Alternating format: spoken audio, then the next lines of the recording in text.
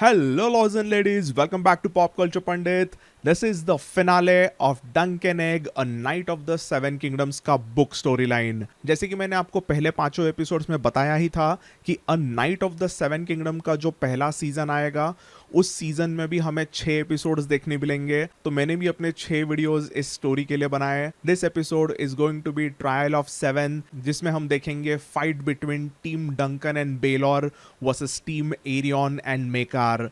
तो दिल थाम के बैठिए, इसमें बहुत ही इंटरेस्टिंग चीजें होने वाली है, कुछ ट्विस्ट आएंगे एंड एंडिंग तो कुछ अलग ही लेवल पर होने वाली है। तो grab your popcorns, this is going to be a ride.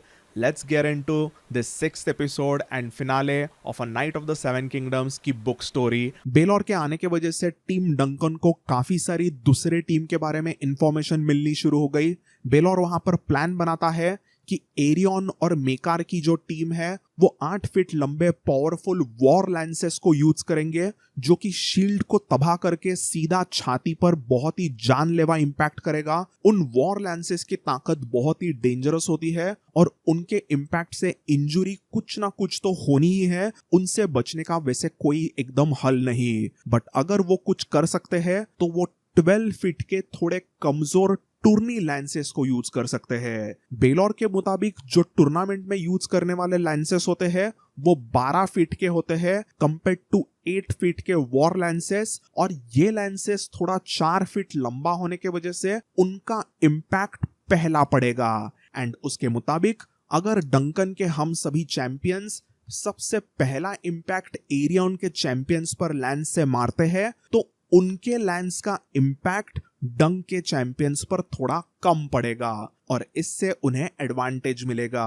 तो इसी के साथ साथ बेलोर की टीम या कहूँ टीम डंकन 12 फीट के टूर्नामेंट के लैंसेस के साथ में इक्विप्ड हुए। दूसरी तरफ मेकार और एरियन ने 8 फीट लंबे वॉर लैंसेस को ले लिया। एंड इसी के बीच में बेलोर ने यह भी प्लान किया कि उनके टीम में से कौन से फाइटर्स दूसरे टीम के कौन से फाइटर के खिलाफ लड़ेंगे। दूसरे टीम में जो भी तीनों किंग्सगार्ड है वो बेलोर पर हमला बिल्कुल नहीं करेंगे, क्योंकि किंग्सगार्ड की उनकी खुद की वाउज है कि वो हाउस टारगेरियन के परिवार के किसी को हर्ट नहीं कर सकते।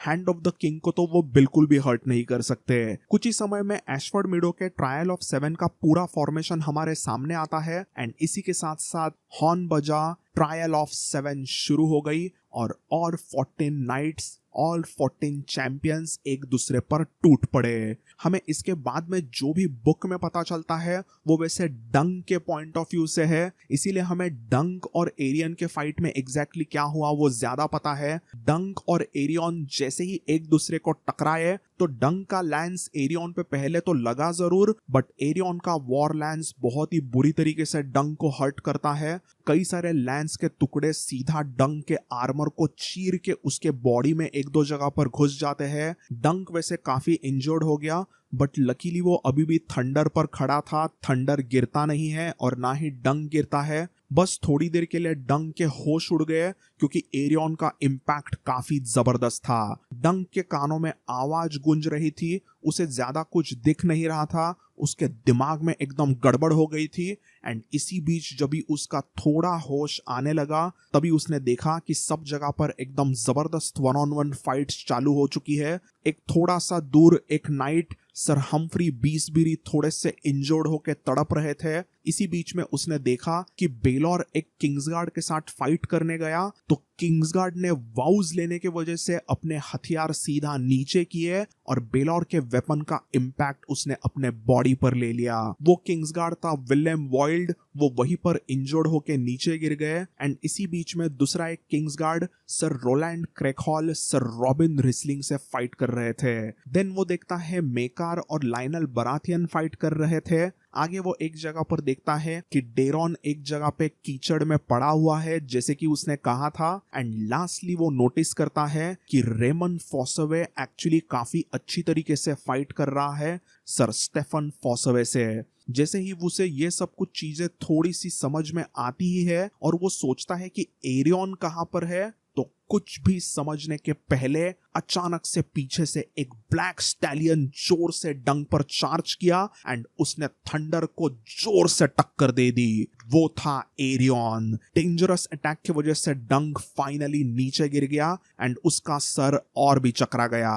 उसने कैसे तो एक घुटने पर से एक पैर पर खड़े होने की कोशिश की ही कि इतने में वो काला घोड़ा वापस आया और बुम, एरियन ने अपने तूफानी मॉर्निंग स्टार हथियार से डंक को अभी ऑलमोस्ट नॉकआउट ही कर दिया। जैसे ही ये सब कुछ हुआ तो एरियन अपने घोड़े पर से उतरकर चला जाता है डंक के पास में और कहता है, क्या बे हेज नाइट, मरा कि नहीं तू? चल अब कह दे कि तू गिल्टी है, नहीं तो तुझे मैं यहीं पर मार डालूंगा।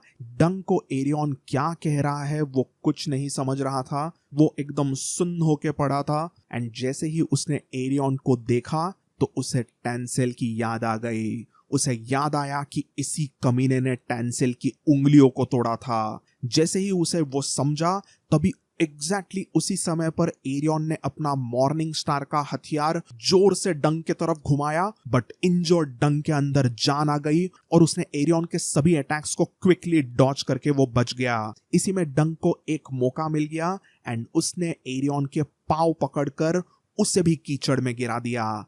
एंड फिर क्या है, अपना Dunk the Lunk was thick as a castle wall.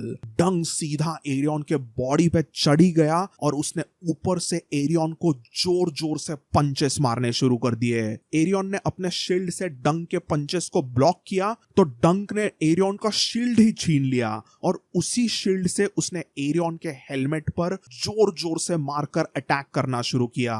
डंक was all over Aerion. Aerion ने एक बार अपना डैगर निकाल के डंक के पैरों में 2-3 बार घुसेड़ भी दिया, बट डंक ने उस डैगर को छीनकर दूसरे तरफ फेंका और वो वापस से एरियन को पीटने लगा। इवेंचुअली एरियन की बॉडी मूवमेंट ठंडी हो गई एंड इसे देखकर डंक ने एरियन का हेलमेट निकाला।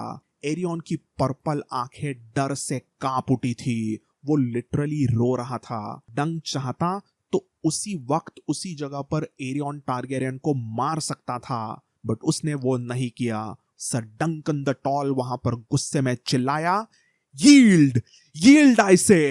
ये दहाड़ सुनकर एरियन ने एकदम खौफ में यील्ड भी किया। वो कहता है, आई यील्ड, मुझे मत मारो, मुझे मत मारो। वैसे तो उस समय पर Dunk won trial of 7 at Ashford Meadow, but बाकी सब जगह पर 1-on-1 फाइट्स तो शुरू हुई थी। डंक देखता है कि तीनों किंग्सगार्ड बहुत ही बुरी तरीके से इंजोर्ड थे। डेरॉन द ड्रंकन तो कीचड़ में ही पड़ा था। सर हम्फ्री बीसबेरी के यहाँ पर सर रॉबिन रिसलिंग और सर हम्फ्री हार्डिंग थे और दूर एक जगह पर रेमन वर्सेस स्टेफन की लड़ाई शुरू हुई थी। एंड और एक फाइट बहुत ही डेडली शुरू थी। वो था 2-on-1 बैटल जिसमें बेलोर और लाइनल बराथियन दोनों मिलके मेकार से लड़ रहे थे और अकेला मेकार हैंडीकैप्ड होके भी उनके खिलाफ एकदम भारी पड़ रहा था। डंक सोचता है कि अभी ये फाइट्स कैसे बंद करे, तो वो अपना क्विकली दिमाग लगाता है और सीधा डंक एरियन के पांव पकड़कर उसे सभी के सामने कीचड़ में खींचते हुए वो लॉर्ड एशफोर्ड के सामने गया और वो चिल्लाया, टेल लॉर्ड एशफोर्ड कि तुमने यील्ड किया। एरियन एकदम एम्बैरेस्ड होके कहता है, हाँ मैं यील्ड करता हूँ। जो भी कहा, जो भी एक्यूजेशंस किए, उन सभी एक्यूजेशंस को मैं पीछे लेता हूँ। I yield my lords, I yield. Trial of 7 at Ashford Meadow की बैटल वाज ओवर।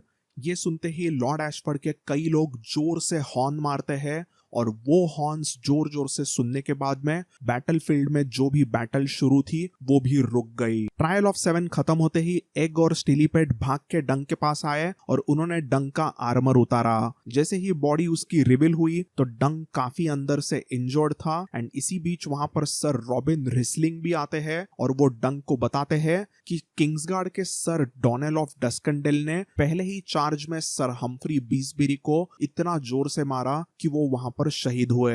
इसके बाद डंक और पूछता है कि बैटल में और कौन इंजर्ड हुए और किसके साथ में क्या क्या हुआ, और सर रॉबिन, एग, स्टीलीपेट उसे सभी चीजें बताने ही लगते हैं कि इसी दौरान डंक इंजुरीज के वजह से वहीं पर एकदम जोर से गिर गया और वो रेस्ट करने लगा। इतने में वहां पर आया बेलोर ब्रेक्सपियर और वो एग को कहते हैं, एगॉन, जल्दी से रेड वाइन को गर्म करने रखो और उससे सर डंकन के सभी जख्मों को धोना। चलो जल्दी काम करो, मैं अपने मिस्टर यॉर्मेल को भी भेजता हूँ। एग तो वहां से निकल जाता है एंड इसके बाद बेलॉर डंकन और रेमन को देख के कहता है, sir Duncan the tall, sir Raymun Fossoway, तुम जैसे अच्छे इंसान, तुम जैसे अच्छे नाइट्स हमारे इस रेल्म को अच्छा बनाते हैं। तुम्हारे जैसे गुड मैन, तुम्हारे जैसे गुड नाइट्स की हमारे रेल्म को बहुत जरूरत है। ऐसा कह के बेलॉर वहां पे कहता है कि उसके भी आर्मर को निकालने में कोई मदद करे, और ये सुनते ही स्टीलीपेट बेलॉर का आर्मर निकालता है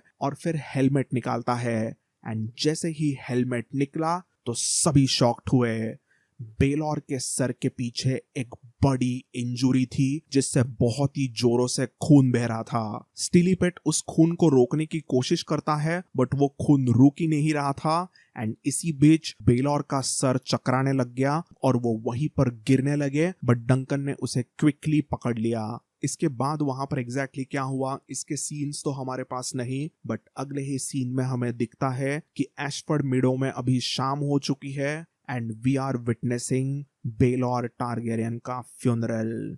ट्रायल ऑफ 7 के फाइट के दौरान अपने ही भाई मेकार का मेस यानी कि उसका गदा सीधा सर पे लगने के वजह से बेलॉर को काफी इंजुरी हुई और वो उससे उभर नहीं पाया एंड ही वाज डेड। अपने पिता बेलॉर के लाश को अग्नि देने के लिए वहां पर वलार आया था एंड वहीं पर उस मोमेंट पर वहां पे डंक भी था। डंक वहां पर कहता है, माय प्रिंस, मुझे माफ करो, मेरी आपके लिए सिंपैथी है। वलार काफी गुस्से में तो था बट वो अपने गुस्से को दबाकर डंक को कहता है, मेरे पिता सिर्फ 39 ईयर ओल्ड थे। He was supposed to be a king, a good Targaryen king. सभी लोग उन्हें किंग बनते हुए देखना चाहते थे। He would have been the greatest king since King Aegon the Conqueror, but 7 gods took him from us. Sir Duncan, begone I say, begone. यही कुछ 2 दिन का डंकन वहां पर एशफोर्ड मीडो में रेस्ट लेता है, थोड़ा हील हुआ एंड इवेंचुअली डंक अपना बोरिया बिस्तर बांधकर अपने घोड़ों के साथ में निकल गया। जाते जाते उसे याद आता है कि डेरॉन द ड्रंकन ने उसे क्या बताया था। जो ड्रैगन मरने की प्रोफेसी डेरॉन ने उसे बताई थी वो सच हुई। हाउस ऑफ द ड्रैगन का, हाउस टारगेरियन का एक ड्रैगन, एक टारगेरियन, बेलॉर टारगेरियन की मौत हो गई। ये सभी चीजें सोचकर डंकन अपने आप पर ही ब्लेम डालने लगा। मैं तो बस एक मामूली सा हेज नाइट ठहरा बट मैंने रेल्म का हक छीना, मेरे वजह से एक ऑनरेबल टारगेरियन प्रिंस मारा गया। ये सब चीजें सोचते सोचते छोटे से जंगल में से रास्ता बनाते हुए डंक कहीं तो आगे बढ़ रहा था एंड इतने में वहां पर उसे सुनाई दिए कुछ घोड़े आते हुए एंड उन घोड़ों में से इवेंचुअली एक हुडेड नाइट आगे आया एंड उसने जैसे ही हुड अपना हटाया तो it was maker Targaryen. Sir Duncan, जो हुआ बुरा हुआ। मैंने अभी एरियन को लीस में भेज दिया है ताकि उसमें कुछ तो अकल आए। मैं जानता हूं कि मेरे मेस के कारण ही मेरा भाई आज जिंदा नहीं। वो मेरी ही मेस थी, मेरी ही गदा थी जिसने मेरे भाई को मारा, और इस चीज के लिए मैं जिंदगी भर ढेर सारी चीजें सुनूंगा। कई सारे लोग कहेंगे कि मैंने अपने भाई बेलॉर को जानबूझ के मार दिया होगा, मगर सातों भगवानों को पता है कि वो सच नहीं। मैंने अपने भाई को मारने की कोशिश नहीं की थी। मैं बस ट्रायल ऑफ 7 में अपने बेटे एरियन को इनोसेंट साबित करने की भूल कर बैठा था। मुझे तो याद भी नहीं कि हमारे फाइट के दौरान मैंने ऐसा कौन सा डेडली हमला किया जिसके कारण मेरा भाई मरा, बट जो हुआ वो अभी हो चुका है। पता नहीं मुझे इसके लिए सातों भगवान माफ करेंगे या नहीं, बट मुझे ये जिंदगी अभी ऐसे ही जीनी पड़ेगी। डंकन ये सुन के मेकार को समझाने की कोशिश करता है, माय प्रिंस मेकार, आप जितना प्रिंस बेलॉर को मारने के जिम्मेदार हो उतना ही मैं भी हूँ। सैड डंकन और मेकार के बीच में थोड़ा ऐसे ही हार्ट टू हार्ट कॉन्वर्सेशन हुआ एंड इवेंचुअली मेकार कहता है कि तो sir Duncan, my youngest son Aegon seems to have grown fond of you sir. वो कहता है कि उसे सिर्फ और सिर्फ आपका ही स्क्वायर बनना है। वो थोड़ा नादान तो है बट मेरा एगॉन बहुत ही ज्यादा जिद्दी है। तो मेरा कहना यही है कि आप हमारे साथ समर हॉल चलिए, वहां पर आप हमारे मास्टर एट आर्म्स के लिए काम करिए और उनके अंडर ट्रेनिंग भी करिए, क्योंकि क्लियरली आपको अभी भी कई सारे नाइटहुड की चीजों को सीखना है और एक नाइट बनने के लिए जो ट्रेनिंग लेनी पड़ती है वो आपको लेनी ही है। आप जैसे जैसे वहां पर हमारे मास्टर एट आर्म्स के अंडर ट्रेनिंग करोगे वैसे वैसे ही मेरा बेटा एगॉन भी आपको अच्छे से स्क्वायर करेगा और उसकी भी ट्रेनिंग अच्छे से होगी। तो क्या कहते हो, आप चलोगे हमारे साथ समर हॉल को? Will you take my son Egon as your squire? Duncan ने ये चीजें सुनते ही थोड़ा सा पॉज लिया, थोड़ा वो सोचने लगा। उसने यहाँ वहां पर कुछ चीजें देखी। ही कुड सी कि एक नजदीक में ही नदी बह रही है, यहाँ वहां पर कितने खूबसूरत फूल और पेड़ पौधे हैं। एक बार तो उसे दूर उड़ता हुआ ड्रैगन फ्लाई भी दिखा और उसे ड्रैगन्स की याद आ गई।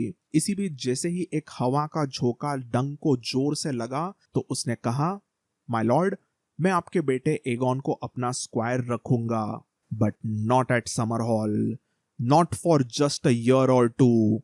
आई will take him on road with me. वो मेरे एक घोड़े पर बैठ के सवारी करेगा, मेरे पुराने कपड़े पहनेगा, उसे धोएगा, मेरे तलवार और बाकी हथियारों को साफ करेगा। मैं जिस छोटे विलेजेस, फार्म हाउसेस और इन्स में रुकूंगा, एग भी वही रुकेगा। मैं जिन लॉर्ड्स के हॉल्स में सर्विस दूंगा वहीं पर एग मेरा स्क्वायर रहेगा। I am a hedge night my Lord, the truest of the night. जैसे ही मेकार ने यह सुना तो उसे काफी गुस्सा आ गया और उसने कहा, What nonsense is this? पागल हो गए हो क्या? ट्रायल ऑफ 7 में मार खाने के बाद में तुम्हारी अकल भी मर गई है क्या? Aegon is a Targaryen prince of the realm. He is blood of the dragons. Targaryen prince कभी नली नाले और कीचड़ में नहीं पड़ते और ना ही वो गंदा सॉल्टेड हार्ड बीफ कहीं पर तो जाकर खाते हैं। डंक ने ये सुनते ही स्माइल करके ताना मारते हुए कहा, माय लॉर्ड, आप तो ऐसा कह रहे हो कि आपका बेटा डेरॉन द ड्रंकन कभी टल्ली होके कीचड़ में पड़ा हुआ आपको मिला ही नहीं, और दूसरे बेटे एरियन ने महल का मुलायम सा टेस्टी बीफ खा के जो भी तीर मारे ये तो आप जानते ही हो। समझदार को इशारा काफी है। मेकार का गुस्सा थोड़ा क्यों ना हो ठंडा हुआ एंड वहां पर वो कुछ तो सोच के वहां से निकल गया। डंक कुछ टाइम के लिए वहीं पर रुकता है, वो रेस्ट करता है। थोड़ी देर के लिए वो सो गया और वो सोकर वहीं पर कुछ तो कुकिंग वगैरह करने लगा कि इतने में वहां पर आ गया छोटू एग। माय लॉर्ड, मेरे पापा ने कहा कि I am suppose to serve you. Serve you sir, don't forget मैं एक नाइट हूं। चलो घोड़े पर अभी सैडल लगाओ, आज से ये चेस्टनट तुम्हारी हो गई, उसका अच्छे से ख्याल रखना। बट सर डंकन, हम जा कहाँ रहे? वैसे मैं सोच रहा था कि मैं कभी रेड माउंटेन्स के आगे डॉर्निश लैंड्स में नहीं गया, तो एग क्या तुम्हें डॉन चलना है क्या? हाँ चलो चलते हैं डॉर्न, मैंने सुना वहां पर अच्छे पपेट शोज भी होते हैं। तो बेसिकली हमें यहाँ पर डंक एंड एग अगले कहानी में टेंसेल को मिलने जाएंगे। डॉन ये टीज किया गया, अब उसमें क्या होता है वो तो हम जानेंगे बाद में कभी। बट अभी के लिए डंक एंड एग की नॉवेला 1 की ये पूरी कहानी होती है खत्म। तो दोस्तों इसी के साथ साथ a night of the 7 kingdoms के सीजन 1 के रिलेटेड जो भी कहानी है वो कहानी यहीं पर खत्म होती है। आई होप आपको ये 6 के 6 एपिसोड्स मैंने जो अलग अलग पार्टीशन करके अच्छे से बनाए हैं वो आपको पसंद आए। अगर आपको ये सारे वीडियो पसंद आए तो चैनल को सब्सक्राइब जरूर कीजिए। I am going to bring some more stories on Dunk and Egg as well as I am going to make some Dune videos, और कुछ मैंने और भी इंटरेस्टिंग वीडियोज प्लान किए हैं which will start coming in 2026। तो I hope आपको ये वीडियो पसंद आया। I'll see you all in the next one.